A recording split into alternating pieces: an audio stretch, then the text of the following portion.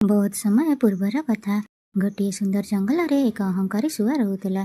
से निजर बसाटीको सुनापत्र मोती और चमकुवा धातु द्वारा तैयारी करथिला। ताहा दूररू चमकुला और जंगलर एही बसाको देखि समस्ते आश्चर्य हो जाउथिले।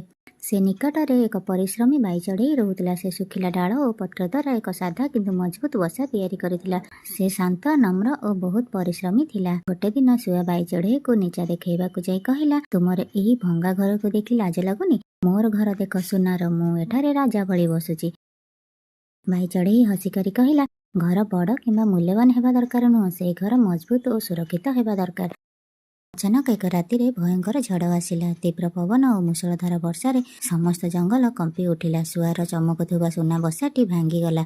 तार पत्र गुड़िक उड़ीगला और बसाटी गछरू खसी पड़िला।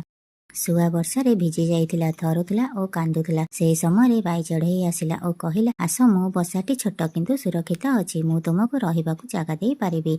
शुआ निजर भूल बुझिबारे कहिला, मु बाहर चमकू सबुठारु उपरे रखुथिली, एबे बुझिली घर सेईटा जहा विपद काଳରେ आमको रक्षा करिथाए। କିଛି ଦିନ ପରେ ଆକାଶ ସଫା ହେଇଗଲା। शुआ बदଳି ଯାଇଥିଲା।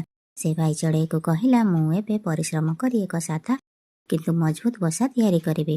ଭାଇ ଚଢ଼େଇ ହସିକରି କହିଲା, ଭଲ କଥା, ଏଇଥିରେ ମୁଁ ତୁମ ସହଯୋଗ କରିବି। ସେମାନେ ମିଶି ଜଙ୍ଗଲରୁ ଡାଳ, ପତ୍ର, ଘାସ ଆଣି ସୁନ୍ଦର ବସା ତିଆରି କଲେ, ଯାହା ମଧ୍ୟରେ କୌଣସି ସୁନା ନଥିଲା। କିନ୍ତୁ ଶୁଆ ଆଉ ଭାଇ ଚଢ଼େଇର ପରିଶ୍ରମ ଝଲକୁଥିଲା। ଗୋଟିଏ ରାତି ଜଙ୍ଗଲକୁ ଏକ ଚତୁର ବିଲୁଆ ଆସିଲା। ସେ ପକ୍ଷୀ ଅଣ୍ଡା ଚୋରି କରି ଖାଉଥିଲା। ଅନେକ ଛୋଟ ପକ୍ଷୀଙ୍କ ବସା ଉଜାଡ଼ି ଦେଇଥିଲା। ଭାଇ ଚଢ଼େଇ ଡରିଗଲା। ଶୁଆ କହିଲା, ଏବେ ଆମ ସମୟ ଆସିଛି, ଆମେ ସମସ୍ତେ ମିଳିମିଶି ଆମ ବସାକୁ ରକ୍ଷା କରିବାକୁ ପଡ଼ିବ।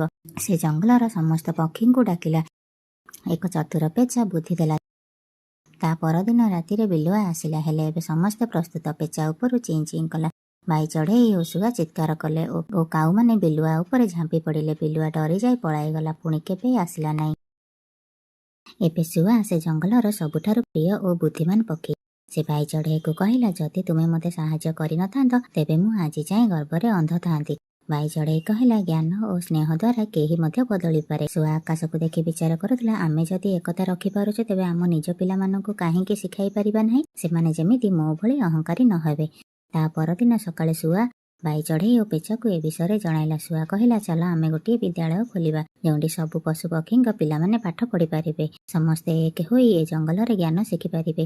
ଭାଇ ଚଢ଼େଇ କହିଲା, ଏହା ହେଉଛି ଜଙ୍ଗଲର ଖାଣ୍ଟି ସୁନା। ପେଚା କହିଲା, ଜ୍ଞାନ ହିଁ ସବୁଠାରୁ ବଡ଼ ଶକ୍ତି, ମୁଁ ସାହାଯ୍ୟ କରିବି। ସମସ୍ତ ପଶୁପକ୍ଷୀ ଏକାଠି ହେଲେ। ମାଙ୍କଡ଼, ହରିଣ, ଠେକୁଆ, ହାତୀ ଦ୍ୱାରା ବିଦ୍ୟାଳୟ ତିଆରି ହେଲା। ପତ୍ରର ଚେୟାର, ଡାଳର ଝୁଲା ଓ ଫୁଲର ଆଲୋକ। ଏବେ ଜଙ୍ଗଲ ଏକ ଜ୍ଞାନ ନଗରୀ ହୋଇଯାଇଥିଲା। ସବୁ ପଶୁପକ୍ଷୀଙ୍କ ପିଲାମାନେ ନୂଆ ବସ୍ତ୍ର ପିନ୍ଧି ବିଦ୍ୟାଳୟକୁ ଆସିଲେ।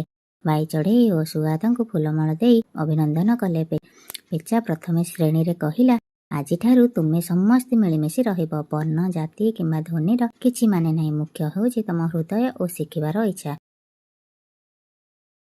ଦୂର ଗଛ ତଳେ ବସିଥିବା ବିଲୁଆ ଏହା ଦେଖି କହିଲା, ମୁଁ ମଧ୍ୟ ଶିଖିପାରିଥାନ୍ତି, ମୋର ମଧ୍ୟ ଭୁଲ ଥିଲା।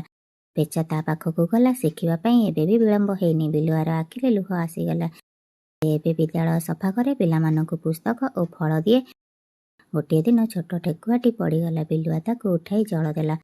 ଶୁଆ ଦୂରରୁ ଦେଖି ଭାଇ ଚଢ଼େଇକୁ କହିଲା, ମୁଁ ବିଶ୍ୱାସ କରୁଛି, ଜ୍ଞାନ ଓ ସ୍ନେହ ଦ୍ୱାରା କେହି ମଧ୍ୟ ବଦଳିପାରେ। ବିଦ୍ୟାଳୟର 1 ବର୍ଷ ପୂର୍ଣ୍ଣ ହେଲା। ଜଙ୍ଗଲ ସାରା ହସ ଖୁସି ଖେଳିଗଲା। ସବୁ ପଶୁପକ୍ଷୀ ନାଚ ଗୀତ କଲେ। ଶୁଆ ଶେଷରେ କହିଲା, ସୁନା ଚମକେ, କିନ୍ତୁ ଜ୍ଞାନ ଓ ବନ୍ଧୁତ୍ୱ ସଦା ହୃଦୟରେ ଚମକୁଥାଏ।